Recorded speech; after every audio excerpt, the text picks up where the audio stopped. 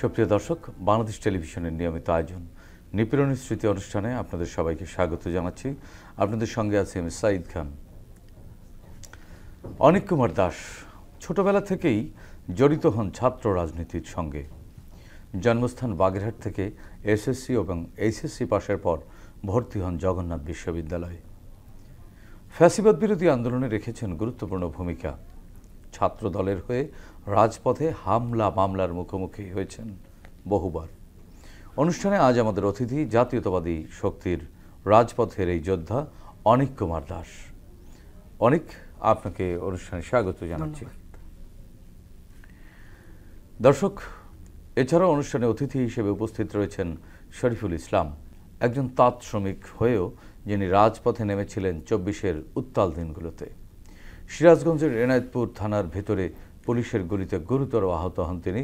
তার মুখেই শুনব কি ঘটেছিল সেই দিন, কিভাবে আহত হলেন, এখন কেমন চলছে তার জীবন। শরীফুল ইসলাম, আপনাকেও স্বাগত জানাচ্ছি আমাদের আজকের আয়োজনে। প্রিয় দর্শক, মূল আলোচনায় যাওয়ার আগে আমরা অনিক কুমার দাস ও শরীফুল ইসলামের উপর নির্মিত দুটি ছোট্ট প্রতিবেদন দেখে নেব।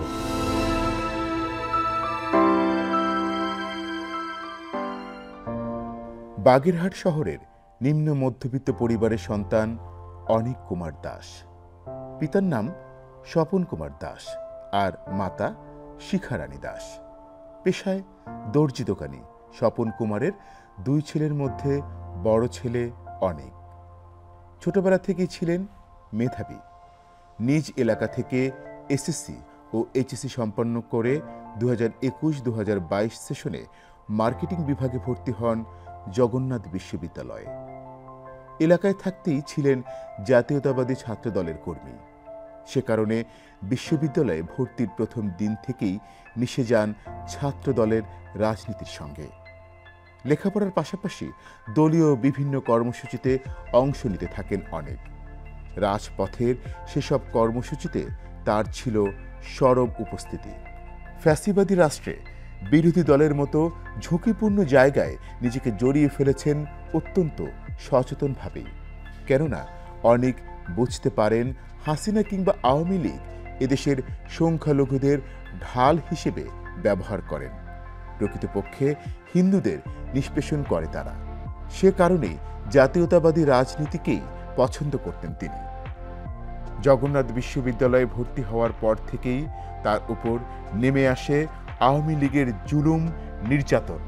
পুলিশি হামলা মামলার মুখে পড়েন অনেক। বিএনপি রাজনীতির সঙ্গে যুক্ত থাকায় নিজ এলাকায় পরিবারকেও সহ্য করতে হয় সীমাহীন নিপীড়ন।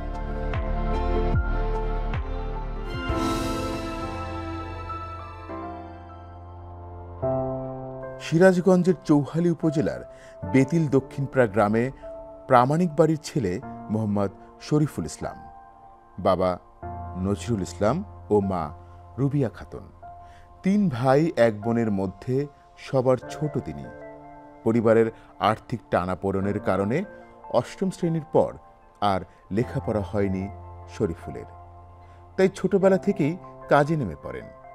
সর্বশেষ তিনি ছিলেন একজন তাঁত শ্রমিক। সারাদিন হাড় ভাঙা পরিশ্রম করে যে অর্থ উপার্জন করতেন তাতে ভালোই চলছিল সংসার। 24 জুলাইয়ে স্ত্রী ছিলেন সন্তান সম্ভবা। তারপরও ছাত্রদের আন্দোলনে যুক্ত হন তিনি।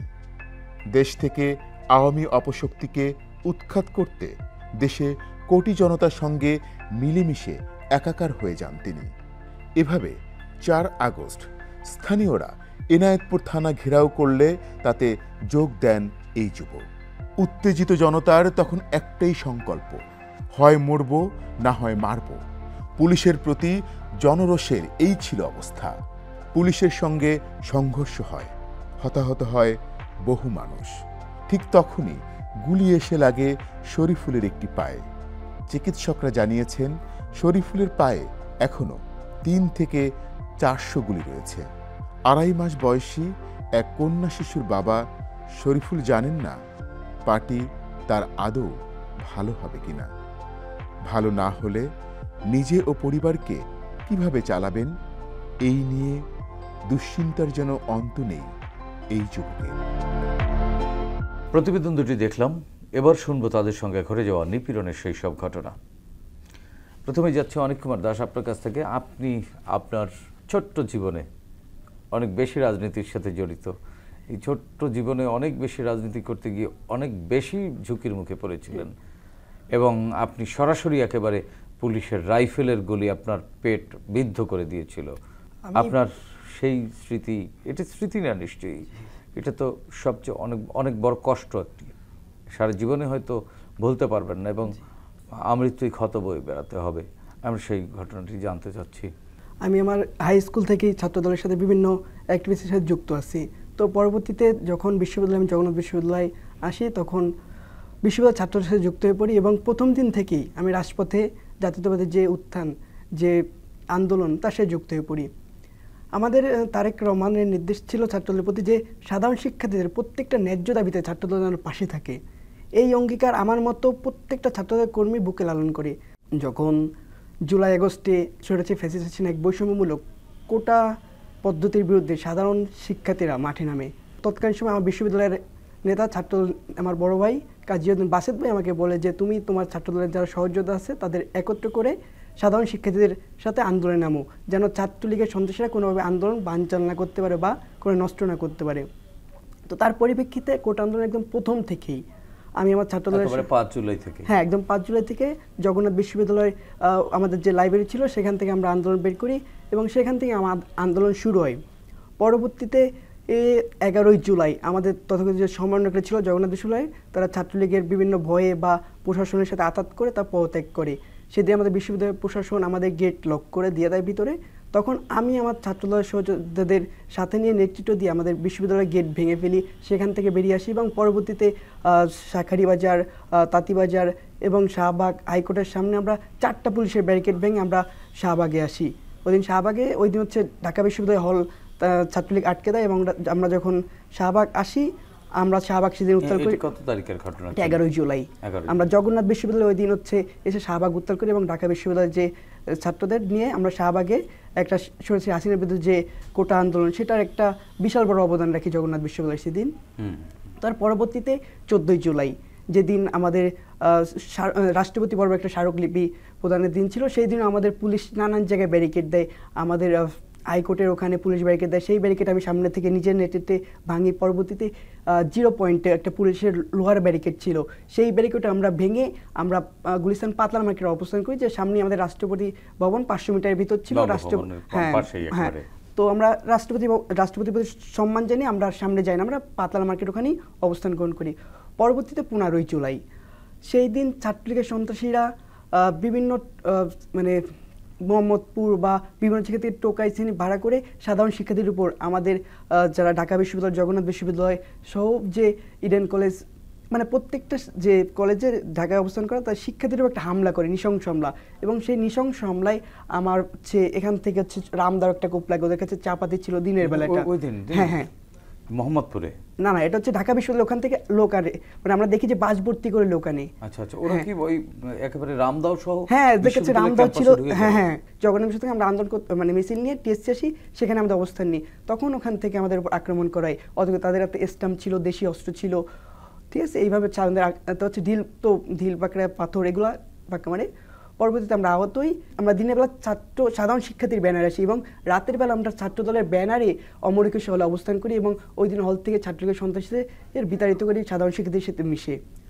পরবর্তীতে 15 জুলাই যে সাধারণ শিক্ষার্থীর উপর ছাত্রলীগের যে নৃশংস হামলা হয়েছে, তার প্রতিবাদ স্বরূপ বাংলাদেশ জাতীয়তাবাদী ছাত্রদল 16 জুলাই একটা বিক্ষোভ কর্মসূচি রাখে পল্টন পার্টি অফিসে। এবং সকালবেলা আমি আমার জগন্নাথ বিশ্ববিদ্যালয় ছাত্রদলের সহযোগিতাদের সাথে নিয়ে সেই পল্টন পার্টি অফিসে অংশগ্রহণ করি এবং নিজে বিক্ষোভ কর্মসূচির স্লোগান তুলি। পরবর্তীতে যখন আমি টেলিভিশনে আমি লাইভ চলে আসি এবং জগন্নাথ ছাত্রলীগের তৎকালীন সাধারণ সম্পাদক আক্তার ফরাজির অনুগত কিছু ছাত্রলীগের সন্ত্রাসীরা আমাকে বিভিন্নভাবে হুমকি দেয় এবং আমি ফোনে হুমকি দিচ্ছিল। হ্যাঁ, আমাকে ফোনে হুমকি দিচ্ছিল যে তুই ছাত্রদল মিছিল দেখা গেছে, তুই যাদব সদরঘাট আসিস না, তাহলে তো কিন্তু মেরে দেওয়া হবে না। আমি গুলিবিদ্ধ হওয়ার পূর্বে আমি জানি যে আমার উপর আক্রমণ আসতেছে, এবং এটা ফোনে জানি। এবং আমি যেহেতু প্রথম থেকেই এই যে জগন্নাথ বিষয় আন্দোলনের সামনের সারি থেকে নেতৃত্ব দিয়ে আসছি, তো আমাকে স্থানীয় যারা পুরান ঢাকার যে স্থানীয় আওয়ামী লীগ সন্ত্রাসী বা যুবলীগ সন্ত্রাসী, তারা আমাকে বিভিন্ন সময় হুমকি দিয়েছে। তো এর পরিপ্রেক্ষিতে 16 জুলাই আমাকে অনেকেই বলছে যে আজকে যাওয়া লাগবে না, কিন্তু আমি তাদের বলি না, আমি যেহেতু সাধারণ শিক্ষার্থীদের একত্র করে আমার ছাত্রদলের সহযোগিতাদের ততক্ষণে আপনি ছাত্রদলের পরিচয় ছাপিয়ে সাধারণ শিক্ষার্থীদের মধ্যে অবস্থান নিয়ে নিয়ে। হ্যাঁ, বিকাল 3টা নাগাদ হচ্ছে আমার জগন্নাথ সাধারণ শিক্ষার্থীদের মিছিল ছিল। তো আমি হচ্ছে পার্টি অফিস থেকে আমাদের জগন্নাথ বিশ্ববিদ্যালয়ের ছাত্রদের সহযোগিতা ছিল, তাদের এক করে আমি হচ্ছে জগন্নাথ বিশ্ববিদ্যালয় থেকে অংশগ্রহণ করি। আমরা বেলা 3টা নাগাদ হচ্ছে মিছিলে অংশগ্রহণ করি, এবং মিছিল থেকে জগন্নাথ বিশ্ববিদ্যালয় থেকে আমরা তাঁতিবাজার অভিমুখে রওনা দিই। তো এই পরিপ্রেক্ষিতে যখন এই মিছিলটি ছিল তো সাধারণ শিক্ষার্থীদের, আমরা ছাত্রদলের মিছিল আমার সকালে ছিল। নেতৃত্ব আপনাদের হাতে ছিল? হ্যাঁ, এটা আমাদের হাতে ছিল। মানে এখন 5 তারিখের পর অনেকে আসছে নেতৃত্বে, কিন্তু 5 তারিখের পূর্বে যা নেতৃত্ব ছিল তারা ছাত্র দল বা কোনো রাজনৈতিক সংগঠনে যুক্ত ছিল, যারা আপনারা আপনাদের রাজনৈতিক পরিচয়গুলো প্রকাশ্যে আনেন। কারণ প্রকাশ্যে আনলে এটা সরকার একটা সুযোগ পাইতো যে আন্দোলন বানচাল করার, যে এখানে বিরোধী দল বা কোনো একটা রাজনৈতিক দল আছে, বিএনপির রাজনৈতিক আন্দোলন, যেজন্য আমরা সাধারণ শিক্ষার্থী বা গণমানুষের আন্দোলন, যেটা আমরা সেই আন্দোলন আমরা গণমানুষের আন্দোলন চলতেছে, আমরা রাজনৈতিক দলের ব্যানার ছেড়ে আমরা সেই গণমানুষের আন্দোলনে অংশগ্রহণ করেছি, যেন কোনো প্রকার সরকার সুযোগ না পায় আন্দোলনকে বানচাল করার। তো তারপর কিন্তু 3টা নাগাদ আমরা জগন্নাথ বিশ্ববিদ্যালয় থেকে একটা বিশাল মিছিল নিয়ে বেরোই, এবং আমার নেতৃত্বে প্রায় 100 জন ছাত্রদলের সহযোদ্ধা আমরা সেই মিছিলে অংশগ্রহণ করে আমরা জগন্নাথ বিশ্ববিদ্যালয় গেট থেকে তাঁতিবাজার অভিমুখে রওনা দিই। তখন ঢাকা সিএমএম কোর্ট, সেখান থেকে স্থানীয় যুবলীগ, আওয়ামী লীগ ও ছাত্রলীগের সন্ত্রাসীরা একযোগে পাথর বর্ষণ করে। মানে ওখানে হচ্ছে কন্ট্রাকশন একটা কাজ হচ্ছিল, তো ওদের কাছে বিশাল পাথরের মজুদ ছিল, ইট পাটকেলের মজুদ ছিল। তো আমরা উপর ইট পাটকেলে মজুদ করে, ওদের হাতে দেশি অস্ত্র ছিল, ও রামদাও ছিল, চাপাতি ছিল, বন্দুক পর্যন্ত ছিল, প্রায় 4-5টা জনের হাতে বন্দুক ছিল। যখন আমাদের উপর গুলি বর্ষণ করে, তখন আমরাও কিছু পাতলা ইট পাটকেল মারি, তখন ওরা করলো কি, কিছু হাওয়ায় বন্দুক ফায়ার করলো, গুলি ছুড়লো, মানে ফাঁকা আওয়াজ দেওয়া শুরু করলো। তখন আমরা ভাবলাম যে যদি এভাবে ওদের বন্দুক দিয়ে ওরা ফায়ার করা শুরু করে, তখন সাধারণ শিক্ষার্থী আহত হবে, তো মিছিল আর রেকমেন্ড এখানে হয়তো মিছিলের সমাপ্তি করে, কিংবা অনেক শিক্ষার্থী আহত হবে। তো আমরা কিছুজন বন্দুকের পরোয়া না করে, আমরা আমাদের হাতে একটা স্ট্যাম্প ছিল, জাস্ট ক্রিকেট স্ট্যাম্প, হ্যাঁ ক্রিকেট স্ট্যাম্প, তা হচ্ছে আমরা যখন পুরান ঢাকা, মানে তখন গণমানুষ এই আন্দোলনটাকে নিজেদের এতটা কাছের করে নিয়েছে যে মানুষ, মানে পুরান ঢাকার যে স্থানীয় ছিল তারা দিয়েছে। 17 তারিখ না, এটা 16 জুলাই, মানে এই স্ট্যাম্পটা আমাকে দিয়েছে পুরান ঢাকা একটা আন্টি আমাকে ডেকে দিয়েছে যে তোমরা যাচ্ছ আন্দোলনে, খালি হাতে যাচ্ছ, এটা নিয়ে যাও। সেই সময় বলা যায় যে 16 জুলাই ওই বাংলাদেশে ওই সময় আহত অনেক হয়েছে, বাট গুলি কখনো চলে নাই। 16 জুলাই এই 24 আন্দোলনে গুলি চলে নাই। তো আমরা ধাওয়া দিতে সিএম করে পিছনে যাই, এবং আমি যখন তাদের হাতের নাগাদ চলে আসি, এবং ক্লোজ রেঞ্জে গিয়ে আমাকে আমার পেটে একটা গুলি মারে। ছাত্রলীগ যুবলীগ সন্ত্রাসী, এটা কে ছিল এটা তো আমি তখন চিনতাম না, একেবারে বন্দুক দিয়ে, হ্যাঁ আমি ক্লোজ রেঞ্জে আমাকে মিশিয়ে গুলি মেরে দেয় যেতে, এবং 9mm বুলেট ছিল, আমাকে ভেদ করে শরীর ভেদ করে চলে যায়। এবং ভেদ করার সময় আমার যে পেটের ভিতরে যে হজম ক্রিয়ার যে পুরোপুরি নষ্ট হয়ে যায়, আমার খাদ্যনালী 40 লিভার ড্যামেজ হয়ে যায়, আমার পাকস্থলী প্রায় অর্ধেক কাটা পড়ে, এবং আমার অ্যাপান্ডিক্সে যেটা আছে ওটা পুরোপুরি গুলি লেগেই পড়ে যায়। পরবর্তীতে যখন আমাকে গুলি মারা হয়, তখন আমাকে হচ্ছে আমার বন্ধু মাই আরিফ এবং সজীব রাতুল, এরা মিলে আমাকে ঢাকা মেডিকেলে নিয়ে যাওয়া হয়। আপনি কি গুলি খেয়ে সাথে সাথে পড়ে গেলেন? আমি গুলি খেয়ে পড়ে যাইনি, আমি হচ্ছে গুলি খেয়ে আমি তখন হচ্ছে আমার বন্ধু মাইক বললাম যে বন্ধু মাইক গুলি লাগছে আমার, তখন ওর কাঁধে করে আমাকে নিয়ে আসে। মানে আমি হচ্ছে সেম করে পিছনে খাই, এবং যে সাধারণ শিক্ষার্থীদের মিছিলটা ছিল ওটা সামনে ছিল, তো পিছন যে রাস্তাটা ছিল প্রায় মনে করেন 50 মিনিট রাস্তা, ওইটা ওর কাঁধে করে নিয়ে আমাকে। আপনার গুলিবিদ্ধ জায়গাটি দেখতে পারি একটু? হ্যাঁ, এটা পারেন। একেবারে হ্যাঁ, এখান থেকে গুলি মারা হয়। এটা হচ্ছে পরবর্তী আমার খাদ্যনালী যে পুরো হজম ক্রিয়া নষ্ট হয়ে যায়, এটা হচ্ছে অপারেশন করা হয়। পরবর্তীতে আমাকে যখন ঢাকা মেডিকেল নিয়ে যায়, তখন সে ছাত্রলীগের আরেক নৃশংস হামলা শুরু হয় তাদের উপর, যে আমাকে কোনোভাবে যে ঢাকা মেডিকেল চিকিৎসা নিতে দেবে না। মানে ইতিমধ্যে জগন্নাথ বিশ্ববিদ্যালয়ের যে প্রশাসন, তারা ছাত্রলীগ সন্ত্রাসীদের বিশ্ববিদ্যালয়ের বাস দিয়ে ছাত্রলীগের শাহবাগে পাঠিয়ে দিয়েছে। মানে এটা একটা মানে বিশ্ববিদ্যালয় প্রশাসন কি ঢাকা মেডিকেলে ভর্তি নিল না আপনাকে? ঢাকা মেডিকেলে আমাকে তখন ছাত্রলীগের হামলা শুরু হয়, তখন আমার বন্ধু বান্ধবরা বা বিশ্ববিদ্যালয় যে আমার প্রশাসন, তারা হচ্ছে আমাকে যে রিকোয়েস্ট করে আমাকে অপারেশন, হ্যাঁ 16 জুলাই রাতে, ওই দিন আমি গুলি খেয়ে, ওই দিনে হচ্ছে আমাকে প্রায় একটা 7 ঘন্টা একটা অপারেশন ছিল, 7 ঘন্টা একটা মেজর অপারেশন ছিল। আমার পুরোপুরি খাদ্য প্রক্রিয়া নষ্ট হয়েছে এবং ভিতরে আমার বিশাল রক্তক্ষরণ হচ্ছিল, আমার প্রেশার লো হয়ে যাচ্ছিল। এই জন্য অপারেশন খুব একটা ডিফিকাল্ট অপারেশন ছিল। এবং অপারেশন শেষ করার পরবর্তীতে একটা অপারেশন শেষে প্রায় 2 দিন সেন্সলেস ছিলাম। পরবর্তীতে আমাকে জোর করে ঢাকা মেডিকেল থেকে বের করে দেয় যে আমাকে আর চিকিৎসা করা যাবে না এখানে। একটু বের করে দেখি ঢাকা মেডিকেল কর্তৃপক্ষ বের করে দেয় এবং এর সাথে তৎকালীন ছাত্রলীগের প্রেসিডেন্ট সাদ্দাম হোসেন সে নিজে আসছিল, আমাকে দিয়ে একটা প্রেস ব্রিফ করার চেষ্টা যে আমি ছাত্রলীগের একটা মানে ছাত্রলীগের ভিতর কোনোভাবে ইনভলভ না বা আওয়ামী লীগ কোনোভাবে ইনভলভ না, আমি ছাত্রলীগের একজন সন্ত্রাসী, এটা বিরোধী দলের চক্রান্ত বা এমন কিছু একটা মানে ছাত্রলীগের এই মানে পক্ষে বা আন্দোলনের বিপক্ষে একটা বিবৃতি নেওয়ার চেষ্টা করেছিল যে এটা সাধারণ শিক্ষার্থী না। ঢাকা মেডিকেলে হ্যাঁ, ঢাকা মেডিকেলে আটকে রাখা একটা কেবিন রুমে আমাকে, সেখানে সাদ্দাম হোসেন এসে এভাবে একটা তো আমি হ্যাঁ সে নিজে আসছে, সাদ্দাম হোসেন নিজে এসে আমাকে। কত তারিখে এটা তারিখ? তখন আমি প্রায় হাসপাতালে অচেতন অবস্থায় ছিলাম, মানে অতটা আমার তারিখ 2 দিন হবে। হ্যাঁ 2-3 দিন হবে, মানে 17-18 তারিখে। হ্যাঁ 18-19 তারিখ হয়তো হবে। মানে তখন হচ্ছে কারফিউ চলতেছিল। তো তখন আমি বিবৃতি সম্পূর্ণ অস্বীকার করি যে না, আমি ছাত্রদলের কর্মী, আমি সাধারণ শিক্ষার্থীদের পাশে অবশ্যই থাকবো। আমি এবং ছাত্রলীগ এবং আওয়ামী লীগের সন্ত্রাস যৌথভাবে আমার উপর আক্রমণ করেছে এবং তাদের বিচার না পর্যন্ত আমি রাজপথে থাকবো এবং আমি কোনো প্রকার আন্দোলনের বিরুদ্ধে কোনো বিবৃতি দিব না। এটা শোনার পর হচ্ছে আমাকে হাসপাতাল কর্তৃপক্ষ বের করে দেওয়ার পর আমি একটা প্রাইভেট মেডিকেলে চিকিৎসাধীন ছিলাম। জি, আপনার কাছ থেকে আবারও শুনবো আমরা একটু শরীফুল ইসলামের কাছ থেকে শুনে আসি। আপনাকে ঢাকা মেডিকেল কলেজ থেকে বের করে দেওয়া হলো, এর পরের ঘটনাটি আমরা শুনবো শরীফুল ইসলামের সাথে কথা বলবার পরে। শরীফুল ইসলাম, আপনি একজন পেশায় তাঁত শ্রমিক, জি, আপনি এই আন্দোলনে জড়ালেন কিভাবে? এটি তো প্রথমে ছাত্রদের আন্দোলন ছিল, শিক্ষার্থীদের আন্দোলন ছিল, বৈষম্য বিরোধী আন্দোলন ছিল, আপনি কিসের তাড়নায় জড়ালেন? আমার ছোট ভাই, আমার ছোট বোন ফাঁসিতে পড়ে ঢাকায়, আমাকে ফোন দিয়ে বললো, ভাইয়া আমাদের এখানে তো আওয়ামী লীগের ছাত্ররা খুবই টর্চারিং করে, মানে কেঁদে বলছে। আমি তখন আর ঠিক আপন ছোট ভাই? হ্যাঁ, এই শেরেবাংলা কৃষি বিশ্ববিদ্যালয় পড়ে, এখানে। আপনার আপন ছোট বোন? হ্যাঁ, ছোট বোন। আমার একটাই মাত্র বোন, আমি তো ঠিক থাকতে পারি না। ও তো বোন না, আমার ওই ভার্সি সবাই আমার বোন, পুরো বাংলাদেশেরই আমার সবাই আমার ভাই বোন। আমি আর রাখতে পারি না। তার শিল্পী হয়েছে, আমি গ্রামে থাকি, গ্রামে মানুষ হয়েছি, কিন্তু আমি ওদের এই দেখে মুপুর দেখে। ছোট বোনের সুমাইয়া। তারপরে আপনি কি করলেন? তারপরে আমি আর ঠিক থাকতে পারিনি।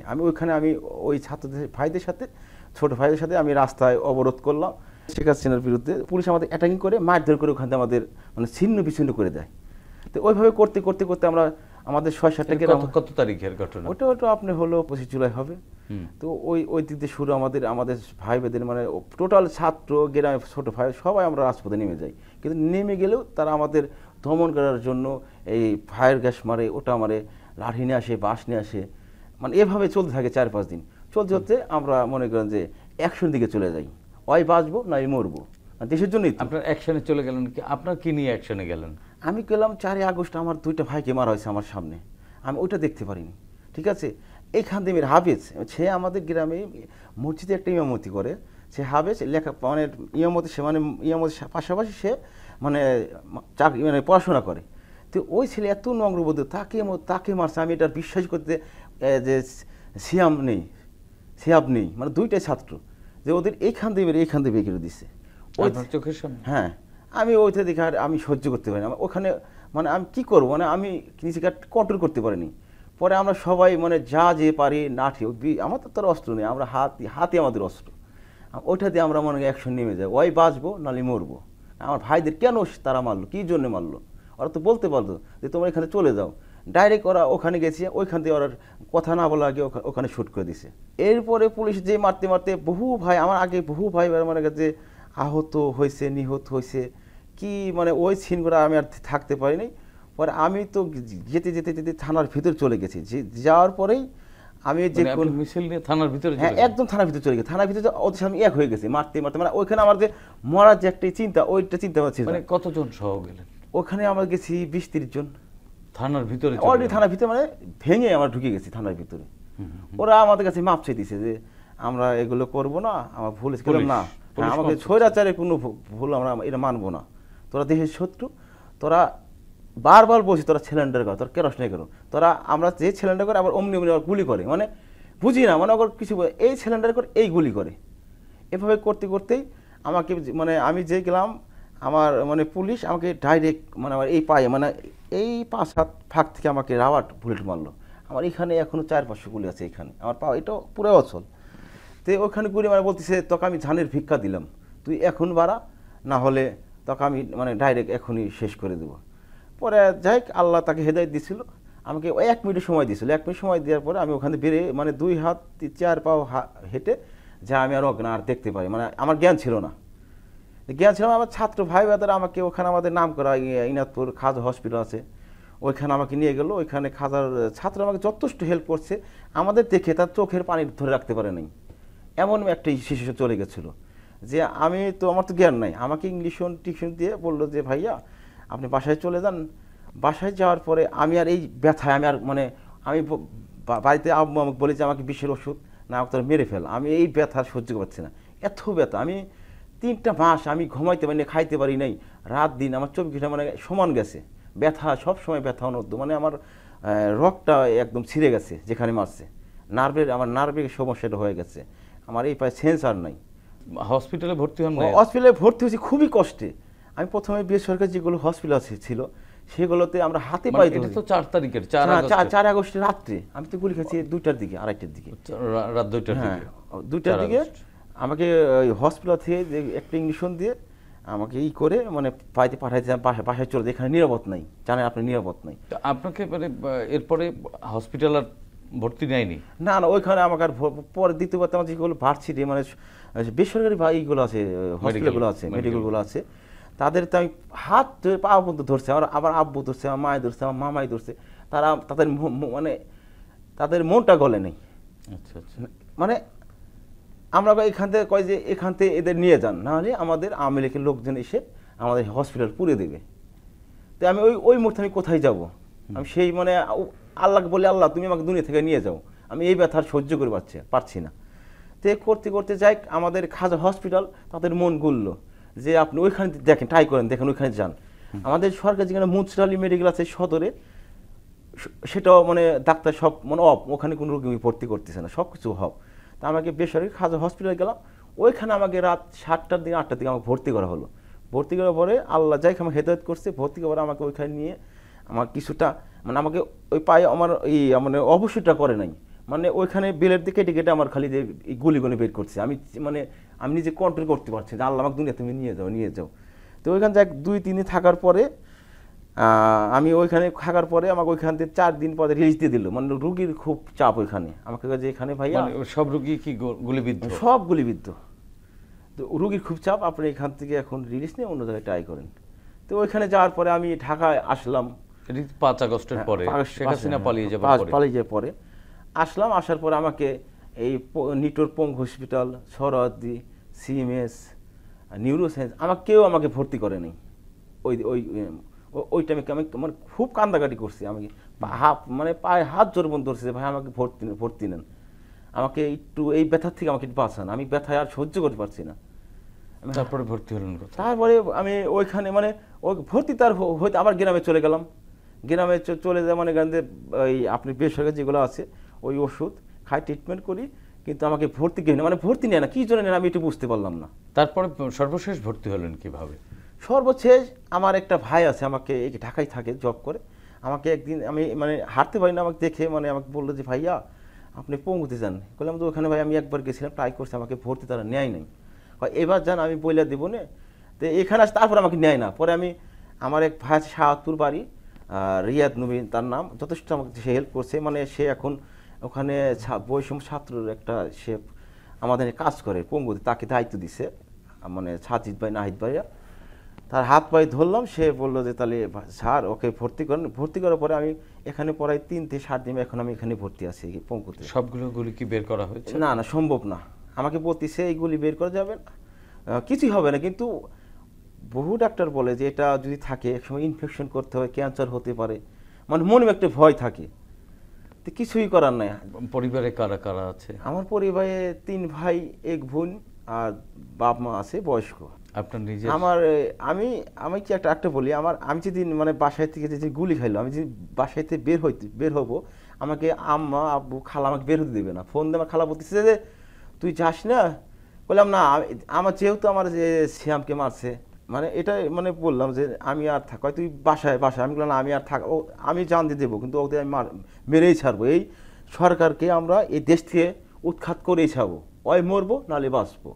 দেশ তো জীবনে মানে দেশের জন্যই দেবো, অন্যের জন্য দেবো না, কোনো স্বার্থের জন্য দেবো না। আর আমি ওখানে স্বার্থের জন্য যাইনি, আমি গেছি আমাদের এই দেশের যে পরিস্থিতি, আমি আর আমার দিলে মনে আমার সয় নাই যে আমি আর বসে থাকার এখন আর এই সুযোগ আর সময় নাই, আমাদের একে হঠাৎ হবে নাহলে মরতে হবে, ওরাই দেশে থাকবে না হলে আমরাই দেশে থাকবো, যে কোনো একটা দেশে থাকবে।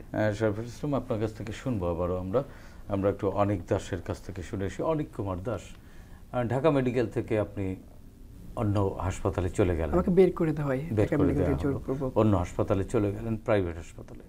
সেই জায়গায় চিকিৎসা কিরকম হলো? ঢাকা মেডিকেলে কি অপারেশন করে আপনার পেট থেকে গুলি বের করা হয়েছে? ঢাকা মেডিকেলে আমার পেট থেকে অপারেশন গুলি বের করা হয়েছে, এখনো 4টা মেটাল ভিতরে আমার পেটের ভিতরে। কারণ কতগুলো গুলি করা হয়েছে? এটা হচ্ছে ডাইনামিক ডিভালভুলার ছিল, যে বাস্ট হয়ে গেছিল, আমার ভেদ করে বাস্ট হয়ে ভিতরে ড্যামেজ হয়ে গেছিল, তো বারুদ যেগুলো রয়ে গেছিল হচ্ছে ছড়াই গেছিল সমগ্র পেটে, আবার ছড়াই গেছে। 9mm পিস্তল থেকে গুলি করা হয়েছে? জি 9mm পিস্তল থেকে তো বাস্ট হয়ে গেছিল। সো এটা হচ্ছে মানে এটা ছিল তাজা বুলেট, এবং চড়া বুলেট তো অসংখ্য শরীরে আছে পিঠে, এটা হিসাবের বাইরে। বাট যেটা আমাকে বেশি ড্যামেজ করছে তাজা বুলেট। তো 4টা মেটাল আর কি যে বাস্ট হয়ে গেছে, 4টা মেটাল আমার সেন্সিটিভ জায়গায় রয়েছে, ওগুলো বের করা যাবে না, ডাক্তার বলছে যে এগুলো বের করা যাবে না। তো গুলিবিদ্ধ অনেকের কথা সবাই জানে, কিন্তু সবথেকে নির্মম নৃশংস মানে যে অবস্থা ছিল তার পরবর্তী সময়, আমি যে গুলি কেন খেলাম এর কারণে বাড়িতে গিয়ে ছাত্রলীগের সন্ত্রাসীরা হামলা করেছে, যে আমি কেন আন্দোলনে গিয়েছি, আমি কেন ছাত্র দলের রাজনীতির সাথে যুক্ত করি। আমার বাবা সাদামাটা মানুষ, তার উপর হামলা করে, আমার বাড়ি গিয়ে চাঁদাবাজি করে, ভাঙচুর করে। তো এমন সংখ্যালঘু সম্প্রদায়ের মানুষ, তারপরেও তারা তো এক ধরনের আওয়ামী লীগ তো এই সংখ্যালঘু সম্প্রদায়ের মানুষদেরকে নিজেদের মানুষ মনে করে, নিজেদের সম্পদ মনে করে অনেক ক্ষেত্রে। এটাই সবথেকে তাদের আওয়ামী অধ্যুষিত জি আর বাগেরহাট যে আওয়ামী লীগ অধ্যুষিত, আর আমি যেখান থেকে উঠে আসছি সেটা বলে যে আওয়ামী লীগের আতুর ঘর। এমনকি আপনি মানে 5 তারিখের পরে সেখানে আওয়ামী লীগের মিছিল হয়েছে, এবং দেশি অস্ত্র এখনও আওয়ামী লীগের নেতারা সেই জায়গায় আসছে। এমনকি আমি যখন যে ঢাকা মেডিকেলে জোর করে আমাকে পাঠিয়ে দেওয়ায়, তখন আমি বাড়ি গিয়ে থাকতে পারি নাই, কারণ আমাকে মেরে ফেলার যে শীর্ষ পর্যায়ে যে নেতৃত্ব জেলার, তারা আমাকে সরাসরি মেরে ফেলার জন্য, যে আমি একজন হিন্দু হয়েও কীভাবে বিএনপি রাজনীতিতে যুক্ত আছি, এটা তো তাদের একটা ভয়ের জায়গা, যে তাদের যে একটা ভোট ব্যাংক, তথাকথিত একটা ভোট ব্যাংক, এটা নষ্ট করতে পারি, ঠিক আছে, এটাতে ভয়ের জায়গা। আমাকে এরকম যাতে আমাকে সরাসরি মেরে ফেলে, যাতে হিন্দু সম্পর্কে বা যা সংখ্যালঘু আছে তাদের ভয় দিতে পারে, যাতে কেউ বিএনপি বা বিরোধী দলের রাজনীতিতে যুক্ত না হয়, মানে এটা সরাসরি তাদের কাছে আদেশ ছিল শীর্ষস্থানীয় পর্যায় থেকে সরাসরি মেরে ফেলার। তো আমি বাসায় ঢুকতে পারি না, আমি আমার আত্মীয় বাড়ি ছিলাম, সেটাও খুব কষ্টে, আমাকে পলায় থাকতে হয়েছে। যে তখন আমার চিকিৎসা চললো কত তারিখ পর্যন্ত? ওটা হচ্ছে পিজিতে আমি ভর্তি হচ্ছে সেপ্টেম্বর মাস পর্যন্ত, ওটা 11ই সেপ্টেম্বর পিজিতে আমি ভর্তি হই পুনরায়, মানে আগস্টের 5 আগস্টের আগে 5 আগস্ট হচ্ছে আমাকে পড়াইতে, কারণ হচ্ছে আমি তখনও বাড়ি যেতে, তখন আর চিকিৎসা হয়নি, তখন হচ্ছে একটা প্রাইভেট মেডিকেল চিকিৎসা হয়, কিন্তু বাড়ি যেতে পারি না। আমি হচ্ছে 11ই আগস্ট পর্যন্ত হচ্ছে বাড়ি যাইতেই পারি না, কারণ 11 আগস্ট পর্যন্ত আওয়ামী লীগের সন্ত্রাসীরা আমার বাড়িতে তখন হচ্ছে হামলা করছিল। 11 আগস্ট, হ্যাঁ, মানে আমি এমন একটা জায়গা থেকে উঠে আসছি যে আওয়ামী লীগের সন্ত্রাসীরা 11 আগস্টও সেখানে তাদের শক্ত অবস্থানে বসেছিল। 2024 সালে, হ্যাঁ 24 সালে 11 আগস্ট পর্যন্ত তারা শক্ত অবস্থানে বসেছিল, এমন একটা জায়গা থেকে উঠে আসছি। তো মানে নির্মমটা কতটা যায়, যে আমি অনেক কুমার দাস, আরেকটি জিনিস সেটি হচ্ছে এখন তো আপনি মোটামুটি সুস্থ, এখন আমার চিকিৎসাধীন অবস্থায় আছি। এখন হচ্ছে আমার পেটে যেহেতু 4টা মেটাল আছে, আমার এই পেইন মানে নিয়মিত পেইন হয়। আমি মেডিসিনে আমার যে খাদ্য প্রক্রিয়া সম্পূর্ণ নষ্ট হয়ে গেছে, এই খাদ্য প্রক্রিয়া আমার ওষুধের মাধ্যমে, যাবতীয় খাদ্য যে ব্যবস্থা আছে, যে হজম প্রক্রিয়া, সে যাবতীয় ঔষধের মাধ্যমে করতে হয়। এখন আপনার কোন কোন অর্গান একেবারে ফুল ড্যামেজ হয়ে গেছে? আমার খাদ্যনালী যেহেতু 40 সেন্টিমিটার, মানে 40 সেন্টিমিটার হিউজ একটা খাদ্যনালী, 40 সেন্টিমিটার মানে আমার ছোট হয়ে গেছে, খাদ্যনালী কখনো গ্রোথ করে না। বাগস্ত হচ্ছে গুলি লেগে ড্যামেজ হয়ে গেছিলো, তো অর্ধেক কেটে ফেলতে, তাহলে পুরোটাই নষ্ট হয়ে যেত। তো এই কারণে যে হজম পাকস্থলীর যে কাজ, এটা হচ্ছে না, অ্যাপেন্ডিক্সের পুরোপুরি বাদ। তার পরবর্তীতে আমার মাথায় যখন যে ওই যে ছড়া বুলেট লাগে, মাথায় এখনো চোখে ব্যথা, কারণ চোখের ব্যথা কারণ হচ্ছে আমার মাথায় বুলেট লাগে, সেটা চোখের স্নায়ুতে চাপ পড়ে, সো এই কারণে চোখে ব্যথা। আমার পায়ে হচ্ছে ছাত্রলীগ সন্ত্রাসীরা 15 জুলাই যে মার দিয়েছিল, সে পায়ের আমার লিগুম ছিঁড়ে গেছে।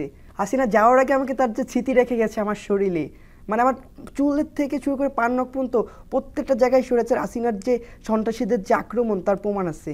এই দেশ তো আপনার, এই দেশ আমার, এই দেশ সবার, এই দেশ গোটা এই 18 কোটি মানুষের দেশ। এই দেশে যে শেখ হাসিনা বা আওয়ামী লীগ যে 2 ভাগ 3 ভাগ করে রাখতো, এটা কি উদ্দেশ্যে রেখেছিল আসলে? এবং এই যে ধর্মীয় সংখ্যালঘু সম্প্রদায় যারা, আমি সংখ্যালঘু শব্দটি ব্যবহার করতে চাই না, কারণ সবাই মিলেই তো বাংলাদেশ, সবার বাংলাদেশ। নিজের জীবন পর্যন্ত এই রাজনীতির জন্য, কোন দলের রাজনীতির জন্য সেটি বলবো না, বাংলাদেশের রাজনীতির জন্য, বাংলাদেশের জন্য উৎসর্গ করেই দিয়েছিলেন। কেন তারা আসলে আসলে সংখ্যালঘু যে বিষয়টা আমিও কখনো বিশ্বাস করি না। আমি নিজেকে সদা সর্বদা একজন বাংলাদেশী, আমার সবার প্রথম পরিচয় আমি বাংলাদেশী। এই বাংলাদেশ হওয়ার কারণে আমি সরেছি হাসিনার বিরুদ্ধে। যে বলা হয় যে হাসিনা যে সংখ্যালঘুদের একটা বিশাল সাপোর্ট দেয়, কিন্তু আপনি বিগত সময় দেখেন যে সংখ্যালঘু কতবার যে নির্যাতনের শিকার হয়েছে হাসিনা। আমি নিজেই শিখেছি, হ্যাঁ আমার বাড়িতে হামলা হয়েছে। আমি কি সংখ্যালঘু তখন ছিলাম না? আমি কি এখন সংখ্যালঘু না? যখন হাসিনা আমার উপর আক্রমণ করে তখন কি আমি সংখ্যালঘু না? এটা একটা যে হাসিনার দোসররা একটা মানে সাধারণ একটা ভোট ব্যাংক বানিয়ে ফেলেছিল, যে এটা ভোট ব্যাংক, এই যে 5% বা 6% আছে এটা আমাদের ভোট। এটা করার জন্য আমাদের কিছু সংখ্যালঘু মানে হিন্দু সম্প্রদায়ের কিছু ব্যক্তি নিজেদের সংখ্যালঘু নেতা বলে দাবি করা, মানে নেতা হবার জন্য তারা সংখ্যালঘু হয়। জি নেতা হবার জন্য তারা সংখ্যালঘু হয়। তারা তখন যে মানে হিন্দুদের একটা কার্ড হিসেবে ব্যবহার করে যে তোমরা হাসিনার ভোট ব্যাংক, এই কার্ডটা বারবার ইউজ করতেছে। কিন্তু এই হাসিনা সরকারি দীর্ঘ 17 বছরে আপনি বারবার দেখবেন খবর শিরোনামে কতবার 17 বছরে কয়েকশো হিন্দু নির্যাতনের গল্প আছে। আপনি সুবিধার কথা পাবেন, সুবিধা কারা পাইছে? শুধু এখানে সুবিধা পাওয়ার কথা কোনো ধর্ম আসে না। আপনি যে ধর্মই হন না কেন, যে আপনি যদি হাসিনার যে আওয়ামী লীগ সরকারকে চাটতে পারেন, তার যদি আপনি দোষর হতে পারেন, আপনি সুবিধা পাবেন। এটা হিন্দু হোক মুসলিম ধর্মীয় বিভেদ না, যে হাসিনা সরকারের তোষামোদি করতে পারেছে সেই সুবিধা পেয়েছে। আচ্ছা, অনিক কুমার দাস, এই যে জীবন মৃত্যুর সন্ধিক্ষণ থেকে ফিরে এখনো জীবনের এক ধরনের অনিশ্চিত পথে এগিয়ে চলছেন, আপনার কি কষ্ট হয় না যে বাবা মায়ের কত স্বপ্ন, আপনি কত বড় স্বপ্ন ছিল আপনাকে ঘিরে, সেই স্বপ্নটা হয়তো আপনি বাস্তবায়ন করতে পারলেন না বা পারছেন না, বা কষ্ট হচ্ছে? দেখেন, বাবা মা স্বপ্ন দেখেছে যে আমি একজন বড় মানুষের একটা, এর থেকে বেশি দেখেছে ভালো মানুষ যে নই, দেশের জন্যই। সেই স্বপ্নকে আমি বুকে লালন করেছি। আমি যে প্রথম থেকে ক্লাস 8-9 থেকে যে জাতীয়তাবাদী রাজনীতি যুক্ত আছি, আসলে আমার রাজনীতি করছে গণমানুষের জন্য, মানুষের জন্য কাজ করা। আমি কখন রাজনীতিকে পেশা বা এই হিসেবে ধরি নাই। রাজনীতি হচ্ছে আমার একটা ধ্যান ধারণা। আমি যেন মানুষের পাশে কাজ থাকতে পারি, মানুষের জন্য কাজ করতে পারি। আসলে দীর্ঘ 17 বছর আমাদের একটাই দাবি ছিল, গণমানুষের মুক্তি, আমাদের বাক স্বাধীনতার মুক্তি, গণতন্ত্রের মুক্তি। এই যে মুক্তির লড়াই, যে সাধারণ মানুষরা, আমার গ্রাম প্রত্যন্ত অঞ্চলের মানুষরা যে আওয়াজ তোলে, চায়ের দোকান থেকে যে গণতন্ত্রের মুক্তির আওয়াজ তোলে, সেটা কিন্তু আপনাদের টিভির পর্দায় আসে না। আমার সেই প্রত্যন্ত অঞ্চলের মানুষটা, আমার যে ভাই, আমার বোন, তাদের মুক্তি, তার বাক স্বাধীনতা চাচ্ছে, সেইটা যেন আমি মানুষের সামনে তুলতে, এই জন্য আমার বিশ্ববিদ্যালয়ে আসা। মানে এই যে চিন্তা আপনার, এই চিন্তাই কি বন্দুকের সামনে আপনার বুককে চেতিয়ে দিতে? হ্যাঁ, এটা আমার যে চিন্তা। আসলে আমি যে আগে বলেছি, মৃত্যুকে পরোয়া কখনো করি নাই। বন্দুকের নল আমি আগে অনেকবার দাঁড়িয়েছি, সেবার রাবার বুলেট ছিল বা ছড়া বুলেট ছিল, এই যে টিয়ার গ্যাস যেটা, সেটা আমি অনেকবার খেয়েছি। যেহেতু আমি ছাত্রদলের সাথে যুক্ত আছি, রাজনীতি করেছি, রাজপথে থেকে লড়াই করেছি, তো মৃত্যু ভয় ছিল না। আমার একটাই চিন্তা ছিল যে বাংলাদেশের মুক্তি। তারপরে অনেক দাস, বাবা মায়ের স্বপ্ন, নিজেরও তো থাকে কিছু স্বপ্ন, কখনো কি মন খারাপ হয় না? মন খারাপ তো কিছুটা হয়, কারণ বলা যায় যে আমি একটা মানে অসুস্থ মানুষ সদা সর্বদা। এটা কখনো সুস্থ মানে আপনি কোনো কিছুর বিনিময়ে এই মানে সুস্থতা যে এটা কোনো ফিরে পাবো না, আমি কখনোই ফিরে পাবো না। বাবা মার স্বপ্ন দেখেছে, কিন্তু বাবা মার স্বপ্ন আগে আমার দেশের সার্বিক মানুষের যে চিন্তা, সেইখানটা আমি আগে দেখেছি, গণমানুষের মুক্তিটা আমি আগে দেখেছি। আমার নিজের স্বপ্নের আগে। আপনি নিজে সাবলীলভাবে বলছেন আর কোনোদিন সুস্থ হবেন না, আর কোনোদিন স্বাভাবিক হবেন না, এই কথাগুলো কি আপনি স্বাভাবিকভাবে বলতে পারছেন? স্বাভাবিকভাবে বলতে না পারলেও কিছু করার নেই, কারণ এটা এখন ফিরে আসবে না। আমাকে সামনে যেতে হবে। যে নতুন বাংলাদেশের স্বপ্ন আছে, সেই স্বপ্নকে লালন করে বুকে, যাতে আগামীতে কোনো স্বৈরাচার ফ্যাসিস্ট হাসিনার জন্ম না হতে পারে, সেটা আমাদের দায়িত্ব। যেন মানুষ বাক স্বাধীনতা পায়, আগামীতে যেন কখনো আমার মতো অনেককে যেন বন্দুকের সামনে বুক চিতিয়ে দাঁড়াতে না হয় গণতন্ত্রের মুক্তির জন্য। আজ যেন কখনো মেধাবীরা কখনো ঘৃণিত মানে মেধাবীদের অবমূল্যায়ন না করা হয়। আজ যেন এই যে তথাকথিত কোটার মাধ্যমে কোনোভাবে ফ্যাসিস্ট নিজের দোসরদের সরকারি বিভিন্ন কর্মসূচিতে জায়গা করে নিতে না পারে, এটাই আমার এখন স্বপ্ন। আমার নিজের স্বপ্ন আজ নেই, নিজের স্বপ্নকে কবর দিয়ে দেশের মানুষের স্বপ্নকে সামনে নিয়ে আমি যেন এগিয়ে যেতে পারি, এটাই এখন আমার হচ্ছে একমাত্র স্বপ্ন। জি, অনেক দেশ। আপনার কাছ থেকে আবারও শুনবো, শরীফুল ইসলাম, প্রায় 300 গুলি পায়ে নিয়ে শরীরে নিয়ে ঘুরছেন, কষ্ট হয়, যন্ত্রণা হয়, ব্যথা হয়। এখন একটি পা একেবারেই অচল প্রায়, অচলেই। অচল প্রায়, চলতে পারছেন না। জীবনে আরো বহু বয়স সামনে পড়ে আছে। এই যে অনিশ্চিত জীবনের পথে এগিয়ে চলছেন, তো জীবনকে আসলে কিভাবে সান্ত্বনা দেন? সান্ত্বনা তোর উপরওয়ালা থেকে তো এটা নিশ্চিত হয়ে গেছে, এটা নিয়ে আমি আর কোনো আফসোস করি না। এখন কি করব, এটা নিয়ে এখন যে চলতে হবে, বুকে অনেক দুঃখ অনেক ব্যথা আছে, কিছু করার নেই। কারণ আমি তো দেশের জন্য এগুলো করছি, কোনো স্বার্থের জন্য করি নাই। তে আল্লাহ আমাকে এখন রাখছে, একটা গেছে গেছে, প্রয়োজন যদি আবার যদি দেশে লাগে আবার আমি আরেকটা এখনো পর্যন্ত তো মানে নিটোরে পঙ্গু হাসপাতালে ভর্তি আছেন, জি। তো ডাক্তাররা কি বলছে? ডাক্তার বলছে তোমার দেখো 2-3 বছর সময় লাগবে, তোমার যে একটা রক ছিঁড়ে গেছে এটা যদি এমনি এমনি আসতে পারে আবার নাও আসতে পারে। যে এতগুলি যদি বের করি তোমার এই পাওয়া থাকতে হবে না, অলরেডি কেটে ফেলতে হবে। তুমি কোনটা চাও, তুমি দেখতে চাও মানে তুমি থাকো, আমার দেখি কি করা যায়, সময় নাও তুমি। আর তুমি যদি এখন আমাকে চাপ দিয়ে বলো যে অপারেশন করতে, আমি করে দিই, কিন্তু তোমার এক পাও থাকবে না। দেখো আমি কী করবো। আর ডাক্তাররা বলছে তুমি, আমি তোমাকে পর্যবেক্ষণে রাখছি, তোমরা থাকো, দেখি তোমার ঈদের পর কী একটা করা যায়, দেশের বাইরে কি দেশে একটা কিছু যদি অপারেশন করা যায় করে দেবো। আচ্ছা, মানে এই যে চিকিৎসা খরচ কিভাবে চলছে? চিকিৎসার খরচ প্রথমে তো আমার টাকা দিয়ে করছি, আমি তো অনেক 3-4 লাখ টাকা ঋণ হয়ে গেছি। প্রথমে তো আমার টাকা দিয়ে করতে হবে, সরকার থেকে তো কোনো অনুদান এখনও আমি পাইনি। তো জুলাই 1 লাখ টাকা পাইছিলাম, ওইটাই শেষ। আর যত যা খরচ এটা আমি হাওলাত ঋণ হোক ওইটা আমি এখনও চিকিৎসা করতে। এখন এই পঙ্গুতে আছে, এখানে আপনার সরকার থেকে দেয়, সমাজ কল্যাণ থেকে আমাদের ওষুধ দেয়, আর হসপিটাল থেকে আমাদের খাবার দেয় কিছু, এটা নেওয়া থাকে। কিন্তু ফ্যামিলি তো কী বলবো, ফ্যামিলির তো অবস্থা খুবই খারাপ আমাদের সব, আমার না, আমার আহত 22,000 যারা যোদ্ধা সবার একই অবস্থা। আপনার চাওয়া কি আসলে?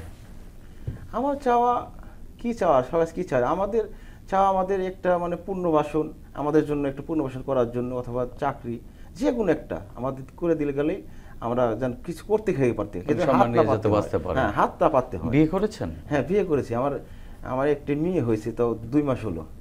আপনি হাসপাতালের বিছানায় থেকে বাবা হয়েছেন, বাবা হবার অনুভূতি কি পুরোপুরি উপভোগ করতে পেরেছেন? না এই যে আমি মানে মেয়ের বাবা হওয়ার পর কি কোনো অনিশ্চয়তা কাজ করছে জীবনে? হ্যাঁ অনিশ্চয় কাজ করছে, আমার মেয়ের ভবিষ্যৎ কি হবে, আমার কি ভবিষ্যৎ, আমি চিন্তা করি আমার মেয়ের কি ভবিষ্যৎ সামনে, আমার তো তার জন্য তো সব কিছু করতে হবে, পড়াইতে হবে, খাওয়াইতে হবে, তার জন্য খরচ তো আছেই।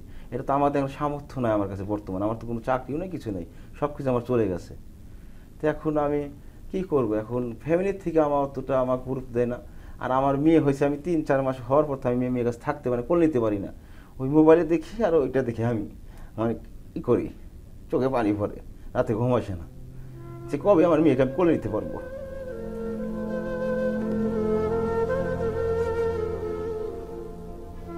এখন কি করবো, কিছু করার নাই।